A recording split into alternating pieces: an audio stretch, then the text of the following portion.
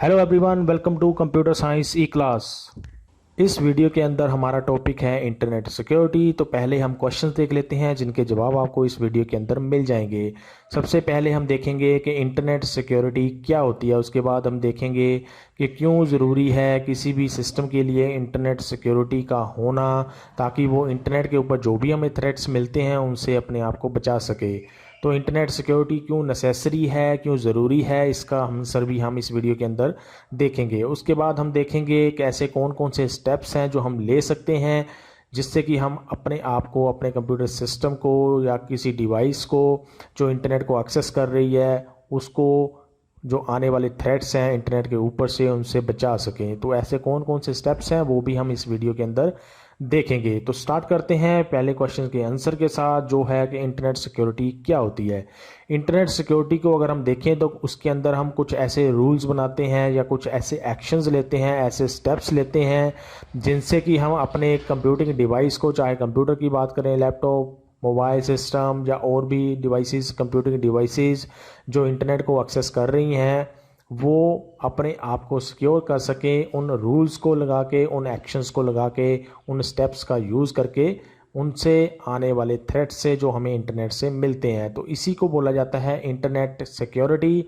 Internet security जो होती है वो कंप्यूटर सिक्योरिटी की ही एक ब्रांच है। कंप्यूटर सिक्योरिटी के अंदर हम पूरे कंप्यूटर सिस्टम को सिक्योर करने की कोशिश करते हैं, चाहे कोई भी उसके अंदर थ्रेट आ रहा है किसी भी तरीके का। लेकिन जो इंटरनेट सिक्योरिटी होती है उनके अंदर हम सिर्फ बेसिकली जो थ्रेट्स हमें इंटरनेट से मिलते हैं या इंटरनेट के ऊपर से जो हमें नुकसान हो सकते हैं उनके लिए सिक्योरिटी प्रोवाइड करने का काम इंटरनेट सिक्योरिटी की ब्रांच के अंदर किया जाता है। तो आप कह सकते हैं कि जो इंटरनेट सिक्योरिटी है वो इंटरनेट बेस्ड जो थ्रेट्स होते हैं उनके अगेंस्ट काम करने के लिए हम लगाते हैं अपने कंप्यूटर सिस्टम के साथ। इंटरनेट के ऊपर ऐसे कई सारे थ्रेट्स अवेलेबल हैं जिनसे हमारे कंप्यूटिंग सिस्टम का सिक्योर होना ज़रूरी होता है, और उन थ्रेट्स में इंक्लूड हम कर सकते हैं हैकिंग को, वायरसेस को, एडवेयर को, स्पाईवेयर, रैंसमवेयर, और इसके अलावा और भी कई सारे ऐसे मलवेयर्स होते हैं या ऐसे कई सारे सॉफ्टवेयर्स होते हैं जो हमारे कंप्यूटिंग सिस्टम को नुकसान पहुंचा सकते हैं। उसके अंदर जो हमने डाटा स्टोर करके रखा हुआ है उसको नुकसान पहुंचा सकते हैं, या फिर उसको हैक कर सकते हैं, अपने पर्सनल इंटेंशन के लिए वो यूज़ कर सकते हैं हमारी पर्सनल इन्फॉर्मेशन को।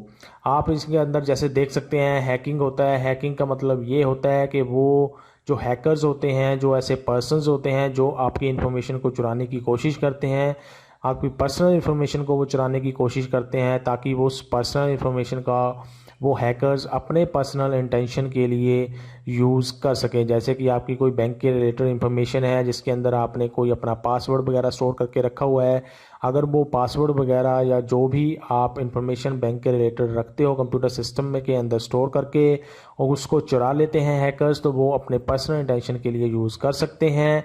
आपके अकाउंट से पैसे जो हैं वो डिडक्ट कर सकते हैं, ट्रांसफ़र कर सकते हैं अपने अकाउंट्स के अंदर। उसके अलावा वायरसेस हमें मिल जाते हैं। वायरसेस के अंदर क्या होता है, वायरसेस एक ऐसा सॉफ्टवेयर होता है, ऐसा प्रोग्राम होता है जो हमारे कंप्यूटर सिस्टम के अंदर इंस्टॉल हो जाता है, और बाकी जो हमने सॉफ्टवेयर इंस्टॉल करके रखे होते हैं उनको इन्फेक्ट करना वो शुरू कर देता है। इससे जो वो दूसरे सॉफ्टवेयर्स होते हैं वो अच्छे तरीके से काम नहीं करते हैं, या जब भी हम उनको रन करते हैं तो वो अदर प्रोग्राम्स को भी इन्फेक्ट करना शुरू कर देते हैं, जिससे कि हमारी फाइल्स के ऊपर या जो भी डाटा हमने स्टोर करके रखा होता है उसके ऊपर इफेक्ट पड़ता है। ऐसे ही जो एडवेयर्स होते हैं वो हमारे कंप्यूटर सिस्टम के अंदर इंस्टॉल होके हमारे कंप्यूटर सिस्टम के ऊपर एडवर्टाइजमेंट हमें दिखाना शुरू कर देते हैं, जिससे कि जो रेवेन्यू जनरेट होता है वो रेवेन्यू उसके जो प्रोग्रामर जिसने उस एडवेयर को बनाया होता है उसको उसके पैसे मिलने शुरू हो जाते हैं।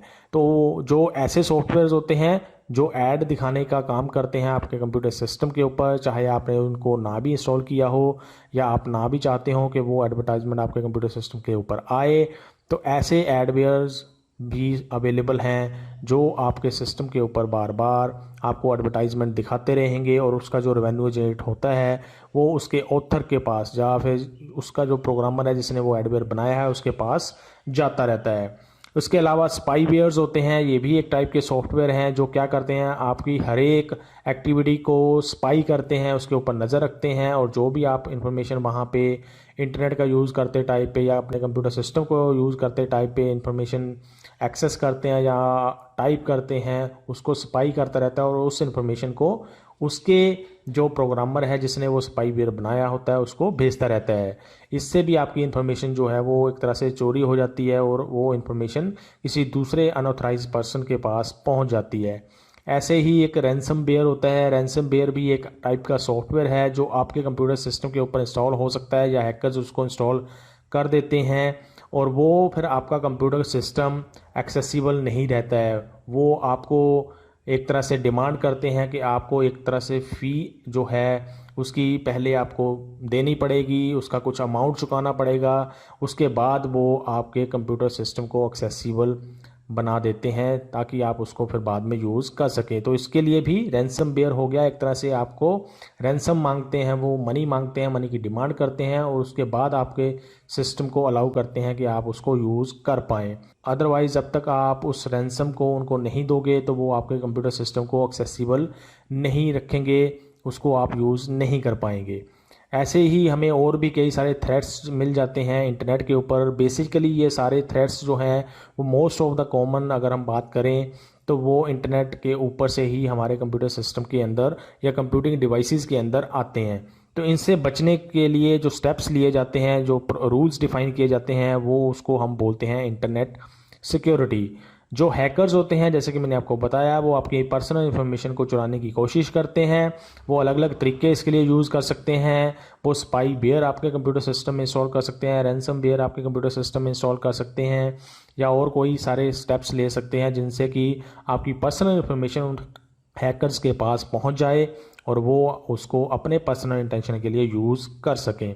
तो आपकी पर्सनल इन्फॉर्मेशन में कई सारी इन्फॉर्मेशन हो सकती है, जैसे आपके क्रेडिट कार्ड का नंबर या उसका पिन या फिर आपके बैंक अकाउंट की इन्फॉर्मेशन, जिससे वो आपका अकाउंट से कुछ पैसे अपने अकाउंट के अंदर ट्रांसफ़र कर सकें।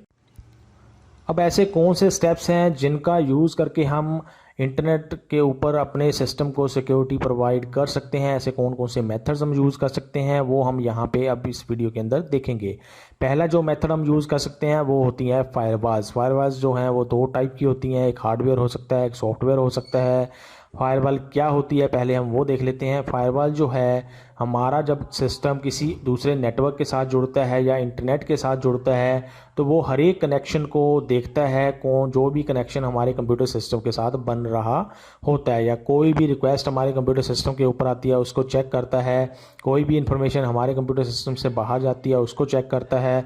तो ऐसे फायरवॉल जो है वो डिटेक्ट कर लेता है कि कौन सी इन्फॉर्मेशन हमारे सिस्टम के अंदर आनी चाहिए या कौन सी इन्फॉर्मेशन हमारे सिस्टम से बाहर जानी चाहिए। हम ऐसे कुछ रूल्स वहाँ पे डिफ़ाइन कर सकते हैं जिनका यूज़ करके फायरवॉल जो है उन कनेक्शंस को ब्लॉक भी कर सकता है जो हम अलाउ नहीं करेंगे। तो इससे हमारी का आधी से ज़्यादा सिक्योरिटी वहीं पे मैनेज हो जाती है, फायरवॉल्स ही मैनेज कर लेते हैं, जिससे कि वो उन सारे कनेक्शंस को ब्लॉक कर देते हैं जो हम अलाउ नहीं करना चाहते हैं।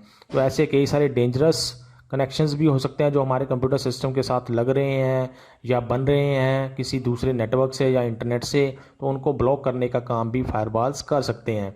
फायरवॉल के जो सॉफ्टवेयर्स होते हैं वो नॉर्मली हर एक ऑपरेटिंग सिस्टम जब हम इंस्टॉल करते हैं उनके साथ इंस्टॉल हो जाते हैं। जैसे विंडोज़ ऑपरेटिंग सिस्टम की अगर हम बात करें तो उसके अंदर फायरवॉल्स का एक सॉफ्टवेयर अपने आप ही इंस्टॉल हो जाता है जब हम विंडोज़ के ऑपरेटिंग सिस्टम को इंस्टॉल करते हैं। तो वो फायरवॉल के अंदर हम कुछ रूल्स डिफ़ाइन कर सकते हैं, हम खुद भी कुछ रूल्स बना सकते हैं जिनका यूज़ हम कर सकते हैं अब कुछ कनेक्शंस को अलाउ करने के लिए और कुछ कनेक्शंस को ब्लॉक करने के लिए जो भी हमारे कंप्यूटर सिस्टम के साथ बन सकते हैं।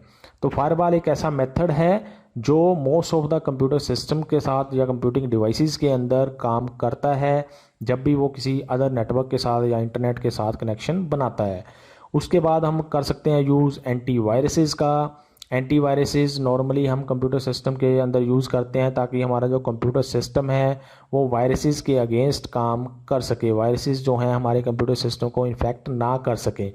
इसके अलावा कुछ ऐसे एंटीवायरसेस भी आते हैं या इंटरनेट सिक्योरिटी के सॉफ्टवेयर भी हमें मिल जाते हैं जो इंटरनेट के ऊपर हमें सिक्योरिटी प्रोवाइड कर सकते हैं। इंटरनेट के ऊपर जो भी हम इंफॉर्मेशन भरते हैं उसको सिक्योर कर सकते हैं, या वो पूरा उसको देखते रहते हैं कि कौन सा कनेक्शन हमारे कंप्यूटर सिस्टम के ऊपर बन रहा है इंटरनेट के थ्रू।